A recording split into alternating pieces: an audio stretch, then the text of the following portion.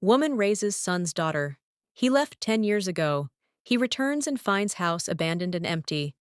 A man abandoned his young daughter with his mother to go off with his new wife, and when he comes back 10 years later, he is shocked to find they both vanished without a trace. Doris Dakar had been a single mother to her only son after her husband had walked out on her when Nicholas was 7 years old. It hadn't been easy, but Doris worked 2 jobs and made sure her son lacked for nothing. Back then, she'd been 30 years old. She never imagined she'd become a single parent once again at the age of 60. Nor did she imagine her son would abandon his daughter. She never thought he had that much of his father in him. Nicholas had married a lovely girl, Sandra, but unfortunately, she passed away when their daughter, Paige, was 9. Doris had told herself that Nicky had been lonely. That's why he'd taken up with Donna just weeks after Sandra's death and married her within 6 months. Doris had been concerned to see little Paige, who had once been a happy, boisterous child, become quieter and quieter, but she attributed it to the loss of her mother. She still believed her son was a good man, but not for long. Selfish people care nothing for others' happiness. The summer Paige turned 10, Nicholas came around and asked Doris if she could take care of Paige for 3 weeks while he and Donna went on a vacation to Alaska on their own. "All couples need time alone, Mom," Nicholas had said, "and Paige has become difficult of late. She resents Donna." Doris was surprised, but agreed. "Okay, Nicky," she said. "I think a break might be good for all 3 of you. But if you permit me, I think Donna knew what she was getting into. She knew you had a daughter. A grown woman should be able to deal with the pain of a 10-year-old still trying to come to terms with her mother's death and her father's swift remarriage." Nicholas flushed scarlet and puffed up his lips in a gesture Doris knew well. "I should have known you'd take Paige's side," he cried. "Donna loves me. She makes me happy, and that's all that matters to me. I would have thought someone had to be on Paige's side, and I'm surprised it's not her father," Doris replied, stung. "And making your daughter happy should make you happy, too." Nicholas walked out in a huff, but when he came back a week later with Paige and her suitcase, he seemed his happy, normal self. He kissed Paige goodbye affectionately and gave Doris a hug. "I'll be back on August 27th, Mom," he said, and drove off with a cheery wave. Doris and Paige wouldn't see him again for over a decade. August 27th came and went, and Nicholas didn't show up.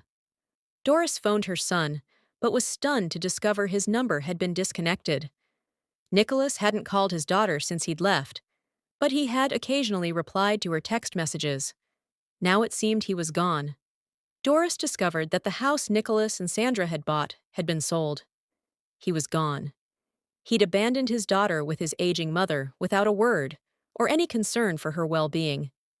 Doris sat down with Paige and told her, "Listen, we will manage, you and I. I don't want you to worry. I'll take care of you. I love you, Paige, and I know that your father will come to regret what he has done." Doris didn't know how right she was. 10 years later, Nicholas drove up to his mother's house. The house was there, but it looked abandoned and decrepit. The garden was overgrown, and the windows were shuttered. Nicholas knocked on his mother's neighbor's door. The woman was surprised to see him and was reluctant to give him his daughter's forwarding address. She eyed his shabby clothes and glanced at his rusty old car. "Paige married and Doris lives with her. I hope you don't expect the welcome that was given to the prodigal son," she said coldly. She was her grandmother's best friend. "After what you did to them, I'd expect the worse if I were you." Nicholas didn't even reply. He just turned his back and walked away. He wasn't worried. He knew how to handle his mother. When he arrived at the address, he was stunned. His daughter and his mother were apparently living in a huge, luxurious mansion. He walked up to the door and rang the bell. "I want to speak to Doris or Paige Dakar, please," he told the uniformed maid who opened the door. "You mean Mrs. Dakar of Mrs. Henderson, sir." The maid corrected him with a disdainful smile, and she led him into a huge, elegant sitting room. A few minutes later, Paige walked in. She stared at him in silence, but without any trace of surprise, and Nicholas knew that the meddling neighbor had called to warn them that he was coming. "Paige, my baby," he said, and stepped forward to embrace the lovely woman his daughter had become. "What is it that you want, father?" she asked, without a trace of anger in her voice. "Ah, I wanted to see you and Grandma Doris, honey," Nicholas said with his best smile. "I've missed you so much." At that moment, Doris walked in. She too looked calm, and a lot younger than her years. "Nicholas," she said, "what do you want?" Nicholas flushed. "I wanted to see my family," he cried. "I was hoping for a warm welcome." "You abandoned me, father," Paige said coldly. "You expected warmth?" "Mom?" whined Nicholas. "It wasn't me. Donna, she insisted. She said she'd leave me." "Oh," cried Doris with a knowing smile. "But you're here alone." "Does that mean that the money ran out, and so did Donna?" Nicholas looked around the beautiful room with envy. "You're certainly not short," he said bitterly. "I would have thought you could spare something. I'm unemployed and struggling." "I'm surprised you have the gall to ask us for anything, father," Paige said. "You left us when we needed you most, but we managed. Now, thanks to my husband, we have everything we need." "I'm still your father," Nicholas said indignantly. "You're nothing to me," she said, but she reached for her grandmother's hand.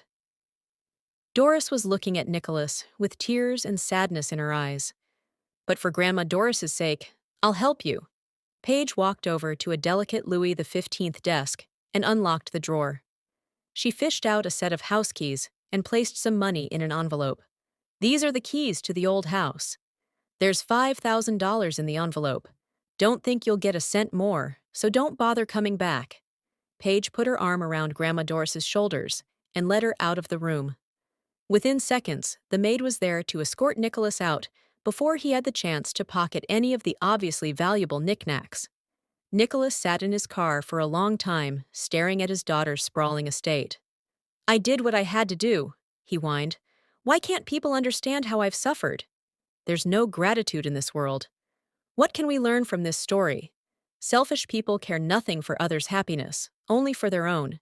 Nicholas didn't think twice about abandoning his family, as long as he had what he wanted. What you give is what you get. Nicholas was expecting to share in his daughter's prosperity, and he got quite a surprise. But thanks to Paige and Doris's innate kindness, he got more than he deserved: a roof over his head,